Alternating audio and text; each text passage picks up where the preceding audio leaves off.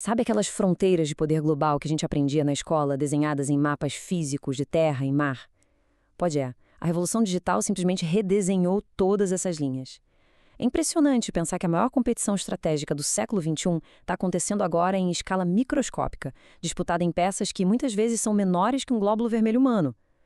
Nesta explicação de hoje, a gente vai explorar como uma única tecnologia crítica está reescrevendo a balança de poder entre as nações, mudando completamente a nossa ideia de segurança nacional e forçando o mundo inteiro a repensar o que realmente significa a palavra soberania. Pensa bem nessa frase do Pat Gelsinger, o atual CEO da Intel, porque ela resume perfeitamente o nosso papo de hoje. Os semicondutores, os famosos chips, são literalmente um novo petróleo da era digital. Assim como o controle das reservas de petróleo definiu grande parte de toda a geopolítica do século XX, hoje, a capacidade de processar, criar e fabricar essas pequenas placas de silício tomou o lugar dos recursos naturais. É a maior alavanca de poder atual. Basicamente, quem controla os chips, controla o futuro. E para entender como isso funciona na prática, a nossa análise vai passar por 6 pontos bem diretos. 1. O novo motor global. 2. Neorrealismo e segurança nacional. 3. A transição hegemônica. 4. Sanções e cadeias globais. 5. Inovação sob pressão. E 6. Soberania e futuro tecnológico. Vamos lá! O novo motor global. Semicondutores na era digital. O motivo dessas pecinhas terem se tornado tão cruciais atende por um nome: Deep Tech, ou tecnologias profundas. E o que é isso? Estamos falando de inovações de altíssimo risco, onde a liderança é super concentrada. Mas o grande pulo do gato aqui, o que você realmente precisa entender, é o potencial de duplo uso militar. Na nossa atual quarta revolução industrial, o poder de processamento não serve só para deixar o seu celular mais rápido. Ele é a base da inteligência artificial militarizada, de sistemas de defesa autônomos e de cibersegurança avançada. A IA está mudando o jeito de se fazer guerra, e os países que não dominarem essas tecnologias vão operar numa desvantagem simplesmente letal. Agora, dá uma olhada no estado do mercado global em 2019. O desequilíbrio é assustador. Existe uma concentração gigantesca de controle nas mãos dos Estados Unidos, com 47% de participação. Quando a tecnologia mais avançada do mundo é dominada por um grupo tão pequeno de nações aliadas, isso cria uma vulnerabilidade estratégica imensa para todo o resto do planeta. Com um mercado tão desproporcional assim, a gente deixa de falar só de economia e passa a falar de política internacional do mais alto escalão. 2. Neorrealismo e segurança nacional. A lente do poder. Para entender as motivações reais por trás de toda essa briga, a gente traz para a mesa um conceito chamado neorrealismo ofensivo, articulado por pensadores como John Mearsheimer. E quando a gente aplica essa teoria de forma objetiva à guerra dos chips, o cenário fica cristalino. É o seguinte: os estados não são movidos por valores morais na geopolítica. Eles são movidos por uma necessidade puramente racional de maximizar o próprio poder para garantir a sobrevivência num sistema internacional que é, na prática, anárquico. Ou seja, essa busca insana pela superioridade tecnológica não é uma simples disputa comercial, sabe? É uma questão absoluta de sobrevivência do Estado moderno. 3. A transição hegemônica. Mudança na ordem mundial.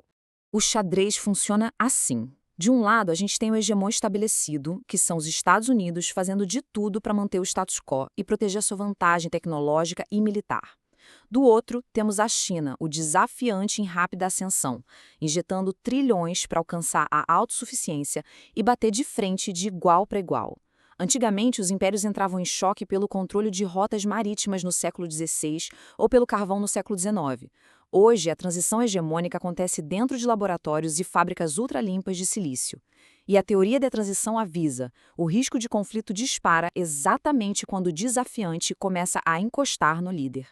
4. Sanções e cadeias globais. O comércio como arma. Se a gente mapear a escalada dessa briga, o ritmo é alucinante. As coisas começaram a esquentar de verdade em 2018 com aquelas sanções pesadas em cima da Huawei. Aí veio 2020 e a pandemia mostrou para o mundo inteiro, na dor, o quão frágeis eram essas cadeias de suprimentos. Em 2022, a gente viu os Estados Unidos adotarem a famosa estratégia de jardins pequenos, muros altos, bloqueando a exportação de tecnologias de ponta e criando alianças fechadas, como a aliança Chip 4. E claro, a China não ia deixar barato. Em 2023, veio a retaliação. Eles restringiram a exportação de galho e germânio. Esses metais são literalmente os tijolos que constroem os semicondutores. É o comércio sendo usado como arma.